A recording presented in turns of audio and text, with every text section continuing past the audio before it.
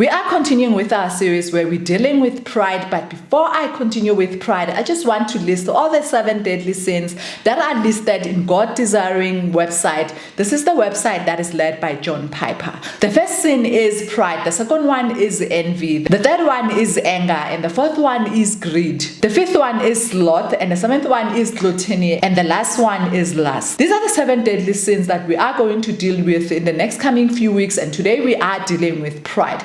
This doesn't mean that all the other sins are not deadly. All sins are deadly, but today we are going to focus on pride. James 4 verse 6 reads as follows: "But he gives more grace. Therefore it says, God opposes the proud, but gives grace to the humble." God hates pride, and the reason why he hates pride is because it is contending with his supremacy. Pride sets itself in a position of God. Jonathan Edwards said, "Pride is the most hidden, secret, and deceitful of all sins." Pride usually shows up when someone succeeds or maybe when someone fails. And I used to think that pride, it can only lead to when someone glorifies themselves. But then recently I did learn that even when we condemn ourselves, even when we look down upon ourselves, it is pride. Because God didn't put you in that position where you're uplifting or you're reducing yourself, celebrating and showing your success. But once you go to an extra mile where you are seeing people less important than you, then you might start considering and looking at your heart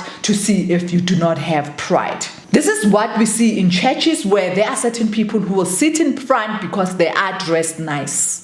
Self-exaltation takes credit for the things that we are doing in our lives. Self-justification is the third one, where we are taking credit for the moral good things that we are doing in our lives. You can already see performance where you are doing something good just to get credit. We don't need to do that in the kingdom of God because already we are justified by Christ. Matthew 23 verse 12 reads as follows: "Whoever exalts himself will be humbled, and whoever humbles himself will be exalted."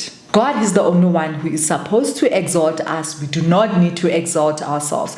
That's why God is constantly saying in his word that we need to be humble. Thank you.